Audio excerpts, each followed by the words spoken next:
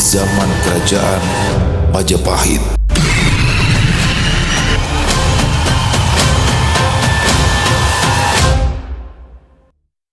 Assalamualaikum warahmatullahi wabarakatuh. Halo semuanya teman-teman. Selamat malam, selamat datang kembali di channel kesayangan kita, channel Ilo Bercerita, dan masih bersama saya Ilo. Dimanapun teman-teman berada, semoga teman-teman selalu dalam keadaan sehat walafiat tanpa kekurangan satu apapun dan dimurahkan rezekinya. Amin amin ya rabbal alamin. Doa terbaik untuk teman-teman semua ya. Dan pada kisah Isyawara Senja kali ini akan menampilkan sesuatu yang berbeda nih teman-teman ya, dari kisah-kisah Isyawara sebelumnya. Yang mana pada intinya dalam kisah kali ini akan membahas tentang reinkarnasi. Makin penasaran kan? Tapi sebelum kita masuk ke dalam kisahnya, buat teman-teman mungkin yang baru gabung atau yang udah lama gabung tapi lupa nih, belum diklik tombol subscribe-nya, ayo dong diklik dulu tombol subscribe-nya. Jangan lupa lonceng notifikasinya juga dinyalakan agar teman-teman selalu mendapatkan notifikasi dari konten-konten yang akan kami upload selanjutnya.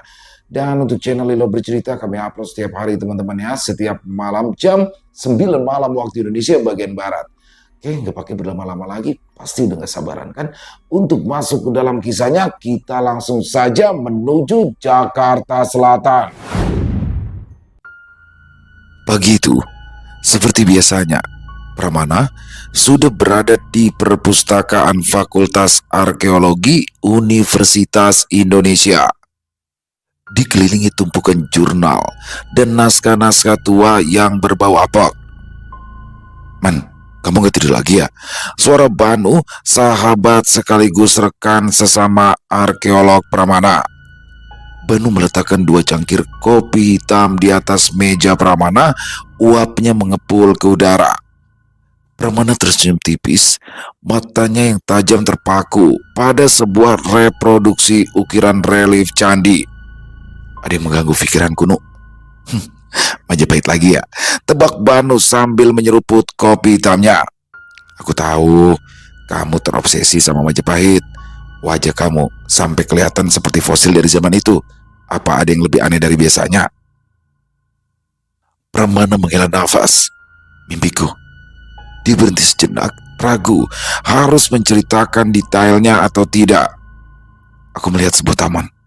Di tengah istana megah ada seorang perempuan menari, dan ada suara pedang beradu, disertai teriakan seorang pria. Banu mengangkat alisnya. Tumben, kali ini mimpinya lebih spesifik. Ya, itu dia. Pramana menegaskan hal yang sama. Dan rasa yang sangat nyata, Nu. Aku bisa merasakan debu, bau keringat, bahkan ketakutan yang mencekam saat itu. Dan yang paling aneh, Pramana mengangkat pergelangan tangannya, menunjukkan tanda lahir samar yang menyerupai kelopak bunga. Pria itu juga punya tanda ini di tempat yang sama.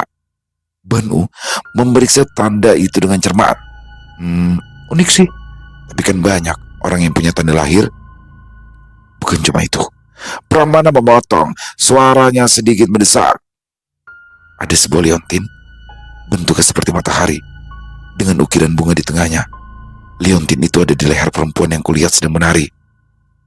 Oke. Ini memang sedikit nggak biasa. Tapi ya, mungkin saja itu karena kamu terlalu memforsir diri ya. Otakmu mencoba membuat koneksi dari semua tentang penelitianmu tentang Majapahit. Pramana tahu Banu benar, tetapi perasaannya mengatakan sebaliknya. Di sisi lain kota, di sebuah galeri seni minimalis di kawasan Kemang, Sekar, 27 tahun, sedang menyelesaikan sentuhan akhir pada lukisan terbarunya. Kanvas besar menampilkan sosok penari Jawa dengan latar belakang reruntuhan candi yang ditumbuhi lumut. Warna-warna gelap dan terang berpadu, menciptakan nuansa melankolis yang cukup mendalam. Yang aneh, Sekar belum pernah mengunjungi situs candi yang ia gambarkan itu secara langsung. Ini indah nih, Rati, sahabatnya sekaligus manajer galeri, berkomentar. Ada kedalaman yang berbeda dari karya-karyamu sebelumnya. Kamu yakin ini cuma imajinasi? Sekar mengusap pelunya. Gak tahu deh, rasanya memang aku pernah melihatnya sendiri di depan mata, Derati. Dia memiringkan kepalanya, menatap lukisan itu dengan cermat. Detail hiasan kepala penari, pola ukiran di dinding candi, semuanya terasa sangat familiar. Rati meratap Sekar dengan cemas. Tunggu. Jangan bilang kalau itu bagian dari mimpi lagi ya. Sejak pameran koleksi artefak Majapahit, kamu jadi sering memimpikan masa kerajaan itu deh. Ya, seminggu yang lalu, Sekar menghadiri pameran koleksi artefak Majapahit yang diselenggarakan oleh Kementerian Kebudayaan. Saat melintasi vitrin berisi perhiasan kuno, matanya terpaku pada sebuah liontin perak berbentuk matahari dengan ukiran bunga di tengahnya. Seketika kepalanya berdenyut kencang, disertai sebuah kilatan ingatan melintas cepat, tawa seorang pria, dan aroma wangi bunga yang terasa asing. Kepalanya terasa sangat sakit sampai ia nyaris pingsan. Tapi ini sebenarnya bukan dimulai dari seminggu yang lalu, melainkan sejak ia kecil. Hanya saja ingatan lama itu sudah terkubur dalam-dalam karena kesibukannya. Baru seminggu lalu, semuanya kembali bangkit secara bersamaan. Sejak kejadian tersebut, gaya lukisan-lukisannya berubah. Dia mulai melukis motif-motif bunga tertentu yang belum pernah dilihat, disertai sosok penari yang selalu muncul dalam mimpinya. Yang lebih aneh lagi, ia merasakan sensasi aneh di bahu kirinya, tempat tanda lahir samar berbentuk kelopak bunga berada. Aku merasa ada yang hilang dari hidupku, kata Sekar lirih tanpa mengalihkan pandangannya dari lukisan. Seolah-olah sebagian dari diriku tidak ada di sini, tidak ada di kehidupan ini. Mungkin kamu lagi butuh liburan kali, saran Rati mencoba mencairkan suasana. Ke Bali ya, atau ke Lombok? Sekar tersenyum, ia sendiri tidak tahu bagaimana caranya menjelaskan perasaan bahwa dia pernah hidup, mendapatkan cinta, kemudian kehilangan semuanya di sebuah era yang jauh dari masa lalu. Sedangkan saat ini, dia sendiri tak tahu apa yang sedang terjadi. Roda nasib berputar dengan cara yang sulit diduga. Beberapa hari kemudian, Pramana dan Sekar bertemu di sebuah toko buku yang menjual buku-buku langka tentang sejarah dan budaya Nusantara. Pramana sedang mencari referensi tentang arsitektur istana Majapahit yang ada di dalam mimpinya. Sementara Sekar mencari buku tentang simbolisme bunga dalam kebudayaan Jawa. Mereka meraih buku yang sama, sehingga tangan keduanya bersentuhan seketika. Sengatan listrik menjalari tubuh mereka. Kedua mata mereka bertemu, lalu waktu terasa berhenti. Dalam pandangan Sekar, Pramana melihat pantulan ingatan yang sama. Dan dalam mata Pramana, Sekar melihat kerinduan yang telah ia rasakan seumur hidupnya. Maaf, Pramana berujar lebih dulu, menarik tangannya. Tidak sengaja. Gak apa-apa, jawab Sekar. Suaranya sedikit bergetar, jantungnya berdebar kencang. Ia merasakan perasaan nyaman, seperti menemukan rumah yang telah lama ditinggalkannya. Ini aneh, sangat aneh, karena Pramana baru pertama kali ditemuinya. Tertarik juga ya dengan sejarah Majapahit? Tanya Pramana sambil menunjuk buku yang mereka pegang. Dan bunga-bunga, Sekar menambahkan, menunjuk buku tentang simbolisme bunga. Anehnya, bunga yang sama sering muncul di lukisanku akhir-akhir ini. Dia menunjukkan ilustrasi bunga maja dengan 5 kelopak. Mata Pramana membelalak. Bunga maja? Itu juga sering muncul di mimpiku. Tanpa sadar, Pramana mengangkat pergelangan tangannya. Mirip dengan tanda lahirku. Sekar terkesiap, agak ragu. Ia juga menyingkap kerah bajunya sedikit, memperlihatkan tanda lahir serupa di bahu kirinya. Bentuknya hampir identik. Ini, gumam Pramana, tak mampu melanjutkan kalimatnya. Semua keraguan logisnya runtuh begitu saja. Sekar merasakan hal yang sama. Air mata mulai menggenang di pelupuk matanya. Saya tidak tahu bagaimana menjelaskan semuanya. Bahkan dia tak bisa menjelaskan bagaimana dan dari mana datangnya rasa haru yang begitu tiba-tiba ini. Saya juga, jawab Pramana, tatapannya lekat. Tapi saya yakin ini bukan kebetulan. Setelah pertemuan di toko buku tersebut, Pramana dan Sekar mulai sering bertemu. Mereka berbagi mimpi, kilasan ingatan, dan firasat aneh yang selama ini mereka simpan sendiri. Keduanya juga menemukan banyak kesamaan yang ternyata lebih dari sekedar hanya tanda lahir. Suatu sore, Pramana mengajaknya bertemu di sebuah kafe. Pramana membawa laptop yang berisi koleksi digital artefak Majapahit. Aku menemukan sesuatu, katanya sambil menggeser laptop ke hadapan Sekar. Layarnya menampilkan gambar sebuah liontin perak berbentuk matahari dengan ukiran bunga maja di tengahnya. Ini dari koleksi museum. Deskripsinya samar, hanya disebut-sebut sebagai liontin permaisuri. Sekar menatap gambar liontin dengan jantung berdebar kencang. Ini mirip dengan liontin yang ia lihat di pameran waktu itu. Aku pernah melihat seorang perempuan memakainya di dalam mimpiku. Perempuan berbusana penari. Dan aku yakin itu kamu, Sekar, di kehidupan yang lain. Sekar tertawa sumbang. Entahlah.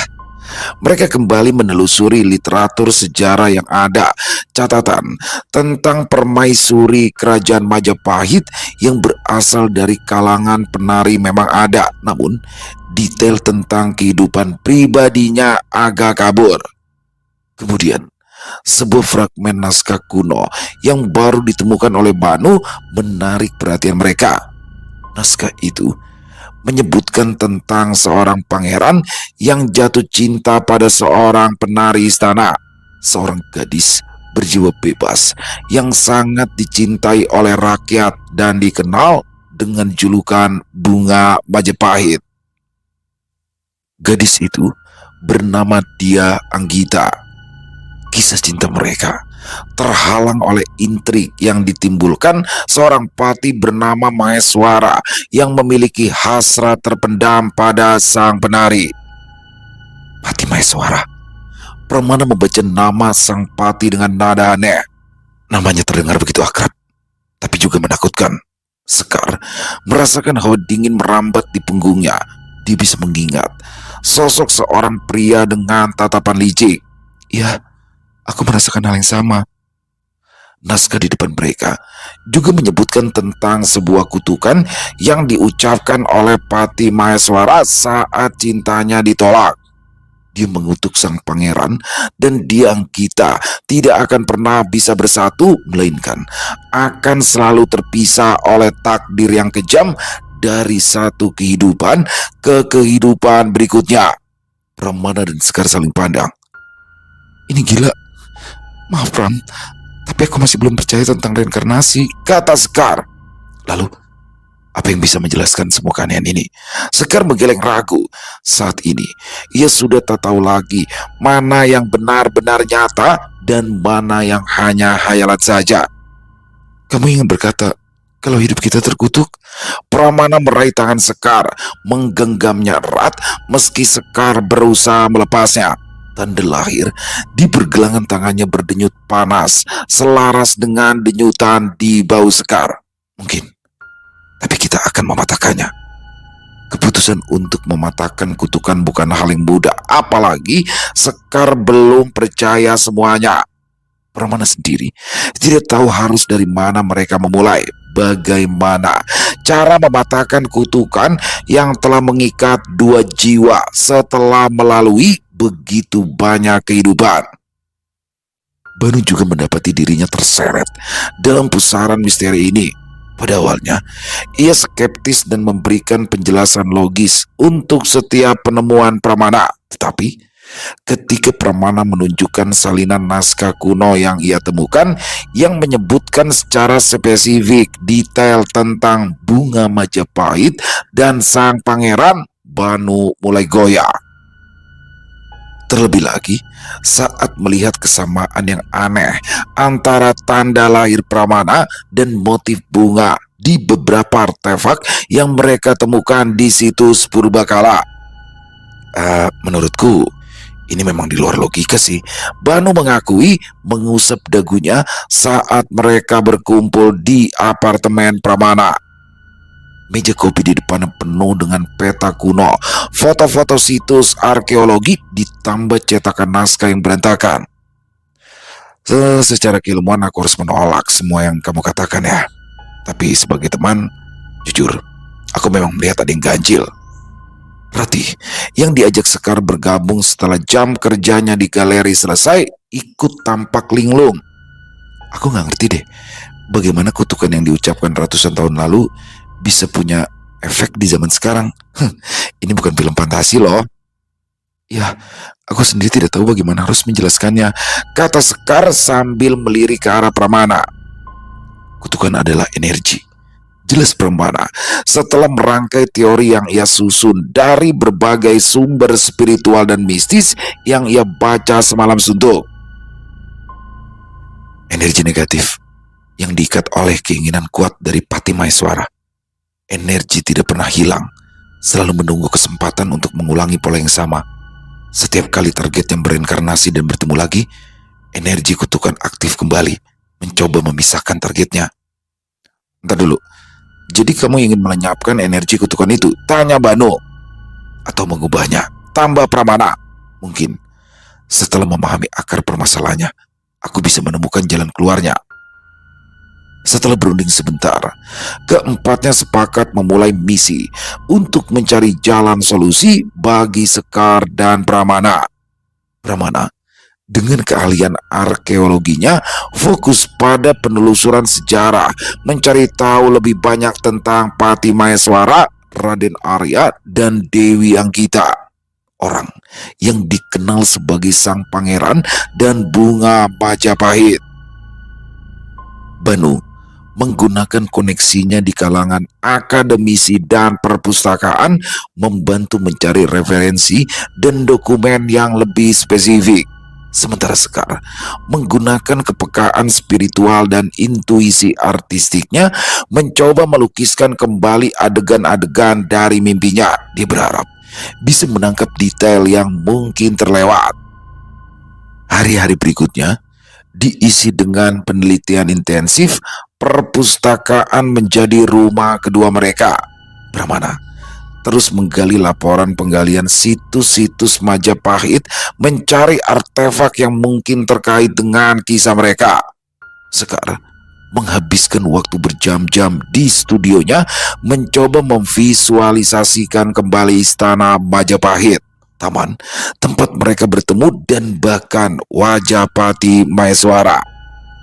Ketika Pramana sedang memilah-milah beberapa foto lama dari penggalian di Trowulan, matanya terpaku pada sebuah ukiran kecil di dasar sebuah arca yang tidak pernah ia perhatikan sebelumnya. Ukiran yang baru ditemukannya bukan motif umum, melainkan sebuah pola bunga maja yang diapit oleh dua tombak patah. Lihat ini, kata Pramana bergegas menemui Sekar yang sedang di area baca. Aku menemukan sesuatu. Sekar memeriksa foto itu. Ini mirip motifnya sama yang sering muncul di lukisanku. Apa artinya? Aku belum yakin. Mungkin ini semacam lambang pribadi. Tapi yang lebih menarik adalah lokasinya. Arca ini ditemukan di runtuhan sebuah kompleks yang dulunya dipercaya sebagai pesanggeran khusus, semacam tempat peristirahatan rahasia keluarga kerajaan jauh dari keramaian istana. Pesanggeran rahasia, gumam Sekar, matanya menerawang. Aku pernah melihatnya di dalam salah satu mimpiku, sebuah tempat yang tenang di dekat sungai kecil. Ceritakan padaku, pinta Pramana. Sekar mengangkat bahu. Apa kamu benar-benar yakin kalau kita adalah reinkarnasi mereka? Sekar, sudah sejauh ini dan kamu masih belum juga percaya? Pramana sampai mengacak-acak rambutnya karena frustasi. Wajah Sekar semakin buram, tetapi dia tetap menceritakan mimpinya beberapa waktu lalu.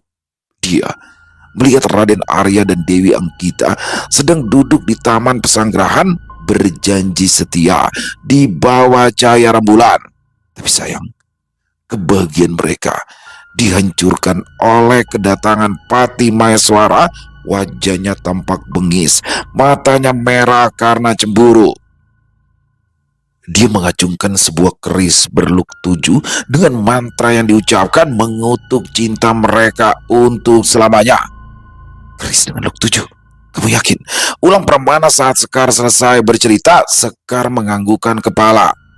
Apa yang baru saja dikatakan Sekar sedikit mengubah arah pencarian mereka. Mereka kini juga harus mencari jejak Pati Maheswara dan keris kutukannya. Banu segera menemukan nama Maheswara yang memang muncul di beberapa catatan sejarah, tapi bukan sebagai pati utama. Maheswara dulunya adalah seorang mantri atau pejabat rendahan yang ambisius. Catatan yang ditemukan Banu juga mengindikasikan bahwa Maheswara menghilang secara misterius setelah terjadinya kekacauan kecil di istana, bertepatan dengan masa-masa awal kemunduran Majapahit. Apa mungkin dia sudah bereinkarnasi juga? Ucap Sekar dengan suara yang mengecil. Dia mulai menerima kemungkinan yang selama ini dikatakan Pramana padanya tentang nasib yang terus berulang. Masuk akal. Jika kita berdua bereinkarnasi, bisa saja Pati Maheswara juga mengalami nasib serupa, balas Pramana sambil merenung. Tapi siapa dia di era modern ini? Apakah dia juga masih memiliki kebencian yang sama? Pikirnya lagi, hanya saja kali ini ia bicara dalam hati. Pram, bagaimana kalau kita pergi ke Trowulan? Usul Sekar. Ini bagus. Aku juga masih cuti. Jadi sebaiknya besok kita segera berangkat ke sana. Sekar memandang Pramana yang selalu antusias pada setiap ucapannya. Hatinya sedikit bergetar karena sikap Pramana. Tak peduli apakah mereka benar-benar telah terlahir kembali atau bukan, tapi jauh di lubuk hatinya mulai tumbuh rasa suka. Tanpa menunda waktu lagi, keesokan harinya mereka sudah berangkat ke Trowulan, situs yang dipercaya sebagai ibu kota Majapahit. Pramana mengusulkan untuk mengunjungi pesanggrahan rahasia tempat dirinya menemukan arca berukir bunga maja itu. Dia tidak mengalami kesulitan. Pramana memiliki izin khusus untuk memasuki area tersebut karena statusnya sebagai seorang peneliti. Ketika mereka tiba di lokasi pesanggrahan, yang tersisa hanyalah gundukan tanah dengan beberapa sisa fondasi batu. Tak jauh dari sana, mata air mengalir membentuk sendang kecil. Dingin, keluh Sekar sambil memeluk tubuhnya sendiri walau hari itu panas terik. Apa cuaca di sini selalu dingin? Pramana tidak menjawab. Dia justru menunjukkan titik di mana keberadaan arca yang menjadi tujuan mereka. Sepertinya disinilah tempat kutukan itu diucapkan. Sekar menatap sekeliling, memperhatikan reruntuhan fondasi dan beberapa pohon besar yang tumbuh liar. Namun, di saat yang bersamaan, ia juga melihat bayangan lain berupa taman cantik dengan tanaman hias di mana-mana. Ada sesuatu di bawah sana, kata Sekar tiba-tiba menunjuk ke sebuah area di dekat kandang. Ya, aku bisa merasakannya. Energi negatif yang sangat pekat. Energi jahat, tanya Pramana sambil pelan-pelan membersihkan area yang ditunjuk Sekar dari semak belukar. Tangannya kotor oleh lumpur setelah menggali cukup dalam sampai akhirnya menemukan sebuah batu datar dengan ukiran yang samar. Ukiran itu samar-samar, tapi masih bisa dikenali. Ini sama dengan yang muncul di mimpiku, ujar Sekar dengan suara tercekat. Batu tersebut memperlihatkan ukiran bunga maja dan 2 tombak patah yang melingkari sebuah tulisan. Pramana menyegar lumpur dari hasil temuannya. Ia mengeluarkan buku catatannya, mencoba membandingkan tulisan kuno di batu dengan aksara Jawa kuno yang ia pelajari.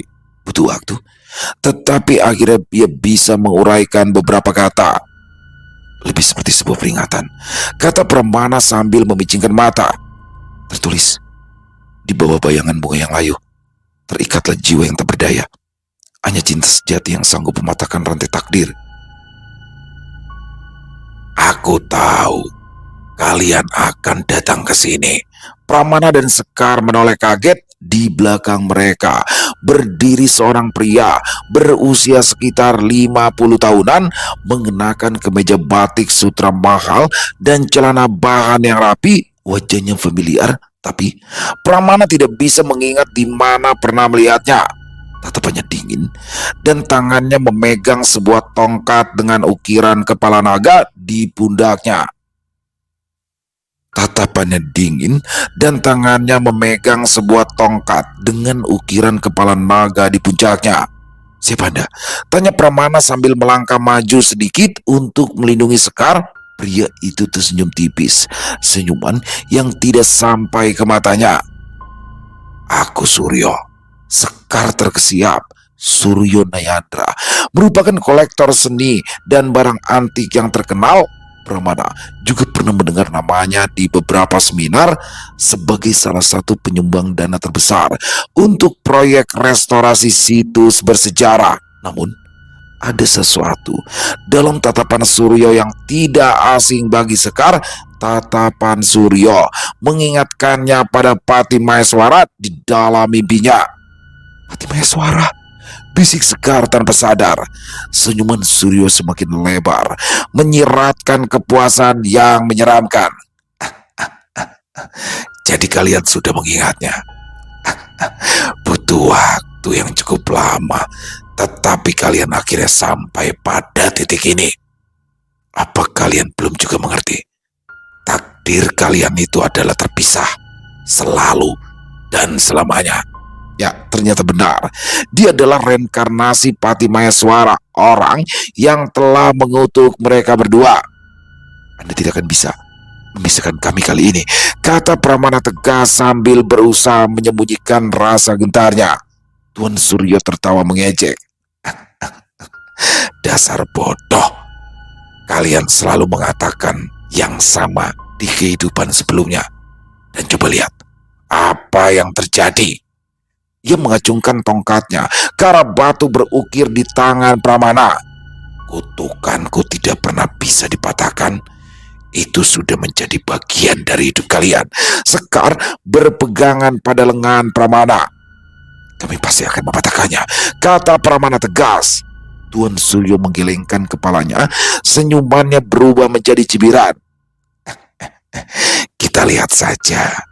Permainan seru baru saja dimulai. Setelah itu, Tuan Suryo berbalik meninggalkan Pramana dan Sekar di tengah kesunyian. Pernyataan Suryo telah mengonfirmasi ketakutan terbesar mereka. Kutukan tersebut dijaga oleh entitas yang sama jahatnya di setiap kehidupan. Ini semua nyata, bukan mimpi, bisik Sekar muram. Pramana mengangguk, rahangnya mengeras. Kita tidak punya waktu lagi untuk meragukan ini semua, Sekar. Menurutku, dia tidak akan tinggal diam, membiarkan kita mematahkan kutukan ratusan tahun yang lalu. Mereka pun bergegas kembali ke Jakarta. Rati dan Banu menyambut mereka dengan wajah cemas di apartemen Pramana.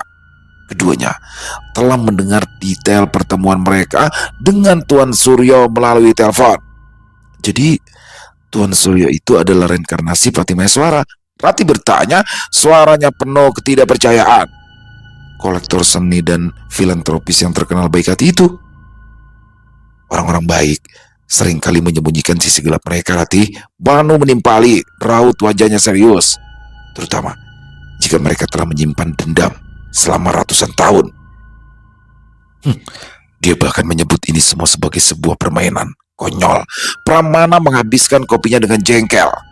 Banu segera menghubungkan beberapa hal. Jika Tuan Suryo adalah Maheswara, jadi di mana letak keris yang ia gunakan untuk mengutuk kalian? Rati menghela nafas. Kalian bicara tentang artefak sejarah yang mungkin bernilai jutaan. Bagaimana kita bisa menemukannya? Dan kalaupun kita menemukannya, apa yang akan kita lakukan dengan itu? Kita harus menghancurkannya, kata Sekar, tatapannya tegas. Atau menetralkan energinya, hanya itu satu-satunya cara. Ya, keputusan tersebut memang kelewat berani, tapi tak ada cara lain. Banu bersedia membantu menggali informasi tentang koleksi Tuan Suryo. Dia menyusup ke database lelang seni, menelusuri katalog pameran lama, bahkan sukarela mencari-cari rumor di antara para kolektor. Yang mengejutkan, Tuan Suryo memiliki reputasi untuk memperoleh artefak langka dan unik, seringkali melalui jalur yang kurang transparan. Insiden pertama akhirnya terjadi. Sekar sedang dalam perjalanan pulang dari studio, melintasi jalan yang sudah biasa dilewati setiap hari. Tiba-tiba, sebuah mobil hitam melaju kencang dari arah berlawanan, memotong jalur dengan berbahaya sehingga nyaris menabraknya. Sekar membanting setir, sementara jantungnya berdebar kencang. Dia berhasil menghindari tabrakan, tetapi mobilnya menabrak pohon di pinggir jalan. Dia turun dari mobil dengan tubuh gemetar, tetapi mobil hitam telah melaju kencang, menghilang dengan cepat. Sekar terdiam. Dia yakin yang terjadi bukan kebetulan. Dia sempat melihat sekilas senyuman sinis di balik kemudi, senyuman yang persis seperti milik Tuan Suryo. Pramana tiba di lokasi kecelakaan. Tak lama kemudian wajahnya pucat. Sekar, kamu gak apa-apa? Aku tidak terluka, tapi dia ingin menakutiku, ucap Sekar. Insiden kedua menimpa Ratih. Perempuan yang selama ini menjadi jaring pengaman Sekar tiba-tiba mengalami kesulitan finansial yang parah. Galeri tempatnya bekerja mendadak kehilangan investor utama, dan bahkan ada desas-desus tentang skandal penggelapan pajak yang entah dari mana munculnya. Ratih terpaksa fokus pada masalahnya sendiri. Dia terpaksa menjauh dari Sekar untuk sementara waktu. Di sisi lain, karier Pramana juga mulai menghadapi rintangan. Proposal penelitian pentingnya ditolak secara misterius, padahal ia sudah mengerjakannya selama berbulan-bulan. Beredar pula rumor sumbang di departemennya tentang teori-teori aneh yang ia kembangkan sehingga mengancam reputasinya sebagai akademisi yang serius.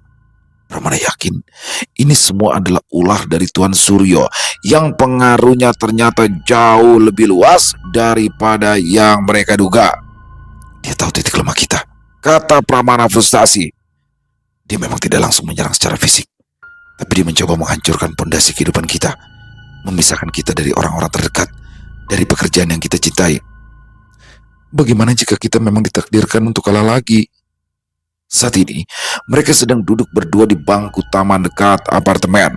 Pramana menggenggam tangannya erat. Jangan bicara begitu, Sekar. Kita sudah melangkah sampai sejauh ini. Tapi rasanya berat. Sekar melanjutkan, air mata mengalir di pipinya. Pramana menarik Sekar ke dalam pelukannya, membujuknya agar tak putus asa. Sekar yang mulai merasa nyaman dengan Pramana mengangguk pelan di dalam pelukannya. Banu akhirnya menemukan petunjuk yang mereka cari. Dia berhasil menyusup ke jaringan kolektor gelap dan mendapatkan informasi tentang sebuah lelang rahasia yang akan diadakan oleh Tuan Suryo. Lelang tersebut diadakan khusus untuk koleksi artefak pribadi yang sangat langka dan tidak tercatat secara resmi. Ada sebuah item di daftar lelang, lapor Banu melalui telepon. Item nomor 73.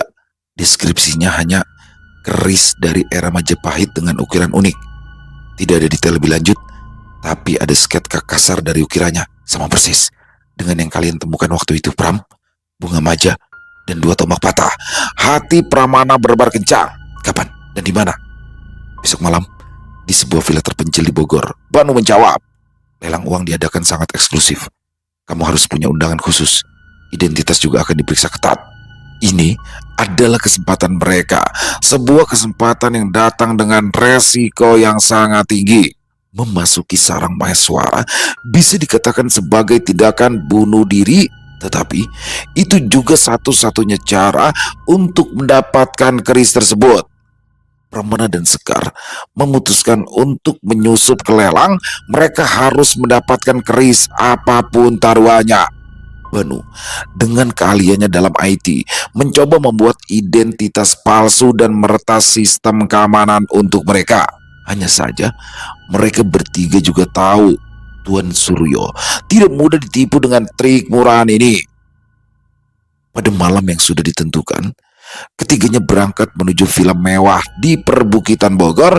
Pramana dengan tuxedo hitam yang asing di tubuhnya, Sekar dengan gaun malam sederhana dengan riasan yang membuatnya berbeda dari hari biasa.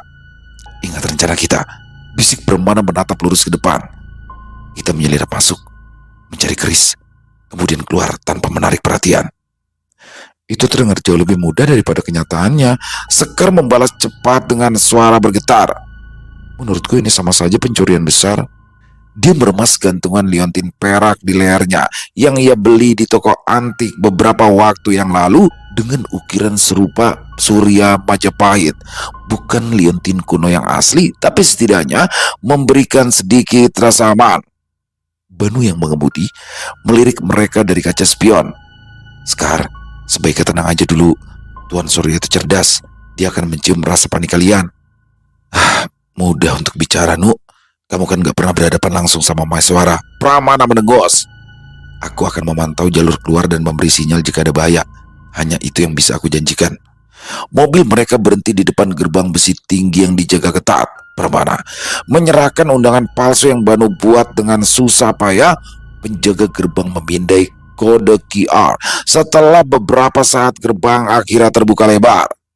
Villa tempat diadakannya lelang tampak seperti kastil tua yang megah. Lampu-lampu sorot menerangi jalan masuk beraspal yang dipenuhi deretan mobil mewah. Di dalam, Sekar sempat tercekat kagum karena suasana lelang mewah. Aroma parfum mahal bercampur dengan bau anggur. Pramana dan Sekar mencoba membaur. Keduanya berpegangan tangan untuk saling memberi kekuatan. Sekar menarik tangan Pramana, menunjuk ke arah Tuan Suryo yang berdiri di tengah kerumunan. Ia tampak menguasai ruangan sambil sesekali menyapa para tamu dengan senyum tipis yang tak mencapai matanya. Pramana dan Sekar berusaha menghindari tatapannya, merasakan hawa dingin yang menusuk setiap kali Suryo melirik ke arah mereka. "Menurutmu keris itu ada di mana?" bisik Sekar, matanya menjelajahi ruangan. Banu bilang, "Item nomor 73. Biasanya artefak yang paling langka akan dipajang paling menonjol atau di ruangan khusus." Pramana membimbing Sekar menyelinap di antara kerumunan sambil mencari petunjuk kemana item-item utama disimpan. Ruangan tempat mereka berada terasa seperti labirin dengan koridor-koridor yang minim penerangan. Pada akhirnya, mereka menemukan sebuah ruangan terpisah yang dijaga lebih ketat dari yang lain. Pramana mengintip ke dalam dan menunjuk ke sebuah etalase kaca yang dibuat khusus. Matanya terpaku pada ukiran di gagang dan warangka keris. Tidak salah lagi, motif bunga maja dan dua tombak bata. Keris milik Maeswara. Pramana dan Sekar saling pandang. Adrenalin memompa dalam tubuh mereka. "Bagaimana kita mengambilnya?" Sekar bertanya sambil memperhatikan dua petugas keamanan yang berdiri tak jauh dari etalase. Tepat saat itu, Tuan Suryo melangkah masuk ke ruangan. Tatapannya langsung tertuju pada Pramana dan Sekar, seolah ia memang sudah menunggu mereka. Senyuman licik terukir di wajahnya. "Kalian datang tepat seperti yang kuduga." Jantung Sekar nyaris berhenti berdetak. "Bagaimana Anda tahu kami akan datang ke sini?" sergap Pramana. "Energi. Kalian membawa energi yang sangat kuat dan unik. Aku sudah merasakannya sejak kalian masuk ke wilayahku. Lagi pula, kalian pikir kalian mampu untuk menipu Maeswara?" Petugas keamanan bergerak mendekat, mengepung Pramana dan Sekar. Situasi terasa sangat genting. Kenapa Anda melakukan ini? Sekar bertanya, air matanya mulai menggenang. Apa yang Anda inginkan? Suryo berjalan mendekat ke arah etalase keris, tangannya mengelus kaca dingin itu. Harusnya tanyalah pada dirimu sendiri. Kenapa menolak seorang patih dan memilih pangeran yang dilahirkan oleh selir dan... Cinta tidak bisa dipaksa, Tuan Suryo. Tawa Surya pecah. Sejak dulu, aku selalu mendapatkan apa yang aku inginkan. Jika aku tidak bisa memiliki bunga Majapahit, maka tidak akan pernah ada yang bisa memilikinya juga. Dia menatap Sekar dengan tatapan penuh obsesi. Dan kali ini, kamu akan kembali melihat dengan mata kepala sendiri bagaimana pilihanmu menghancurkan segalanya. Tiba-tiba, alarm kebakaran berbunyi nyaring di seluruh villa.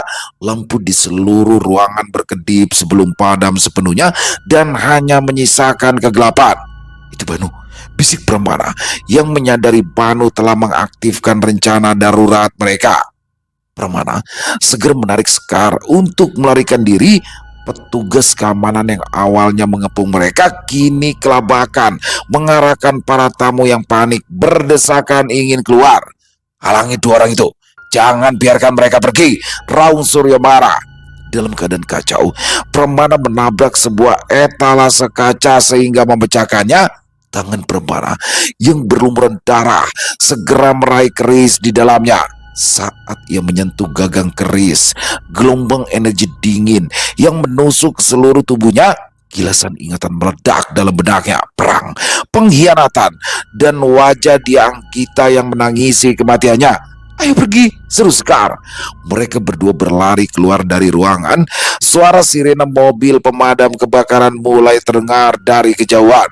Namun, saat keduanya mencapai pintu keluar utama, Suryo sudah menunggu di sana dengan beberapa pengawalnya. Matanya menyala penuh amarah, memancarkan aura Maheswara yang kejam. Kembalikan keris itu, Suryo memerintah. Pramana mengangkat keris di tangannya. Energi dari keris terasa berat, tetapi juga memberikannya kekuatan. Tidak akan. Kalau begitu, aku akan mengambilnya secara paksa. Surya mengangkat tongkat kepala naganya. Sebuah cahaya keperakan melesat ke arah Pramana. Pramana refleks mengangkat keris untuk menangkis. Cahaya keperakan berbenturan dengan energi dari keris, menciptakan percikan api dan suara gemuruh yang memekakan telinga. Pramana bisa merasakan kekuatan yang luar biasa, bukan hanya dari keris, tetapi juga dari dirinya sendiri. Pertarungan pecah. Suryo menyerang dengan energi gelap, mencoba melumpuhkan Pramana dan Sekar. Pramana menggunakan keris di tangannya sebagai penangkal. Dia bisa merasakan kekuatan cinta mereka yang selama ini terbelenggu, kini mengalir deras melalui keris melawan Maheswara. Villa itu berguncang. Lampu-lampu yang tadinya padam kini menyala secara sporadis, memperlihatkan pemandangan pertempuran yang tak terlihat oleh mata orang biasa. Para tamu yang tersisa semakin panik, melarikan diri dengan ketakutan. Kalian tidak akan bisa menang. Kutukanku sudah menjadi bagian dari darah kalian. Suryo berteriak, wajahnya merah padam. Tidak. Cinta kami lebih kuat dari ambisimu, balas Sekar penuh tekad. Dalam satu serangan terakhir, Suryo mengeluarkan seluruh kekuatannya, mengirimkan gelombang energi hitam ke arah mereka. Pramana dan Sekar saling berpegangan tangan secara naluriah, menyatukan energi mereka ke dalam keris. Keris tersebut bersinar terang, memancarkan cahaya kemasan yang menakjubkan saat menangkis gelombang energi Suryo. Gelombang energi berbalik menghantam Suryo sehingga ia terlempar ke belakang, tubuhnya menabrak tembok dengan keras lalu terempas ke lantai. Pramana dan Sekar juga terengah-engah, tubuh mereka terasa lemas. Kalian harus pergi sekarang, teriak Banu dari pintu. Dia melambai agar mereka segera pergi. Mereka berlari keluar dari villa, meninggalkan Tuan Suryo yang tergeletak tak berdaya di lantai. Di luar, Suara sirine mobil pemadam kebakaran dan polisi semakin mendekat. Banu mengemudikan mobilnya dengan kecepatan tinggi, menjauhi kekacauan di villa. Di kursi belakang, Pramana dan Sekar masih ternganga. Aku merasakan kebencian yang mendalam darinya, desa Sekar sambil mengambil botol air mineral yang diberikan Banu padanya. Pramana mengangguk, tangannya masih gemetar karena adrenalin. Mereka kembali ke apartemen Pramana yang kini terasa seperti markas rahasia. Rati menunggu dengan gelisah. Melihat mereka kembali dengan selamat, ia langsung memeluk Sekar. "Kalian gak apa-apa?" tanya Rati bertanya. "Aku sudah melihat berita, ada kekacauan di Villa Tuan Suryo." "Tenang, kami baik-baik saja," kata Pramana meletakkan keris di atas meja yang telah dilapisi kain. Untuk sementara, mereka lalu menceritakan seluruh kejadian, termasuk pertarungan dengan Tuan Suryo. Rati dan Banu mendengarkan dengan seksama. "Jadi sekarang kalian sudah mendapatkan kerisnya," kata Banu menatap artefak kuno itu. "Lalu apa? Bagaimana cara kalian mematahkan kutukan pada diri kalian?" Sudut bibir Sekar berkedut. Mereka memang sudah berhasil mengambil alat yang menjadi media kutukan, tapi bagaimana cara kerjanya? Bagaimana cara membalikan efek dari sumpah yang diucapkan ribuan tahun lalu? Untungnya, Pramana teringat ukiran di batu pesanggerahan. Di bawah bayangan bunga yang layu, terikat jiwa yang tak berdaya. Hanya cinta sejati yang sanggup mematahkan rantai takdir. Cinta sejati. Mungkin itu kuncinya, gumam Pramana. Rati memandang Sekar penuh arti.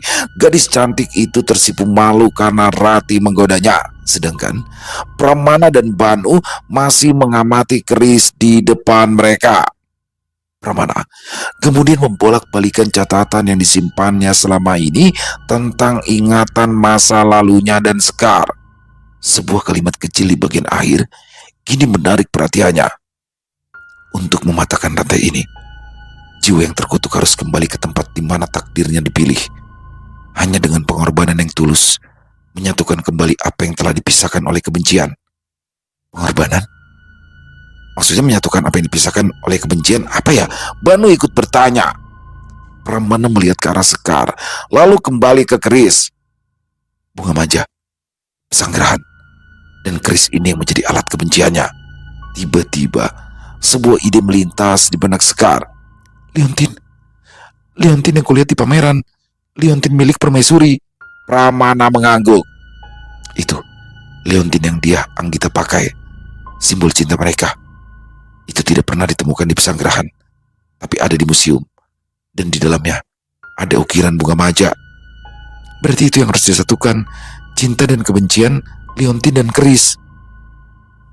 Mereka menghubungi pihak museum, menjelaskan situasi darurat mereka tanpa mengungkapkan seluruh detail mistisnya. Berkat koneksi Banu dan nama Pramana sebagai arkeolog terkemuka, mereka berhasil mendapatkan izin khusus untuk meminjam Liontin permaisuri sebentar. Keesokan harinya, mereka kembali ke pesanggerahan di Trowulan. Pramana meletakkan keris di atas batu ukiran kuno. Sekar dengan tangan gemetar mengeluarkan Liontin permaisuri yang kini ia genggam. Liontin di tangannya memancarkan kehangatan, kontras dengan dinginnya keris. Di sini, janji setia diucapkan sekaligus, menjadikan tempat kutukan dilontarkan. Mereka berpegangan tangan di atas batu, menatap keris dan Liontin. Sesaat kemudian, sebuah energi aneh mulai menyusup masuk, keris mulai bergetar. Sedangkan Liontin di tangan Sekar bersinar lebih terang. Bunga-bunga manja di sekitar mereka yang tadinya layu kini seolah hidup kembali. Dari arah semak belukar terdengar suara langkah. Tuan Suryo muncul dengan wajah penuh amarah. Ia tampaknya telah pulih dari serangan energi semalam. Dasar bodoh, kalian tidak akan bisa mengubah takdir. Aku yang menentukan takdir kalian, Surya meraung. Saat kata-kata itu terucap, sebuah keajaiban terjadi. dari liontin di tangan Sekar. Sebuah sinar kebiruan melesat menyelimuti keris, senjata pusaka bergetar hebat. Ukiran bunga maja di gagangnya bersinar terang. Pada saat yang bersamaan, asap gelap keluar dari tubuh Pramana dan Sekar.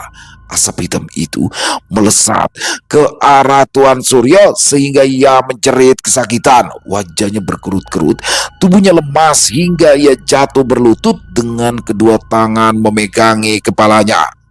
Saat asap hitam itu lenyap di udara, Suryo tampak berbeda. Wajahnya yang tegang mengendur, matanya yang tajam kini tampak kosong. Dia bukan lagi Maheswara yang kejam, melainkan pria tua yang sedang kebingungan. Apa? Apa yang terjadi? Bisiknya lemah, Pramana dan Sekar saling pandang. Tahun-tahun berlalu dengan cepat. Pramana dan Sekar akhirnya menikah.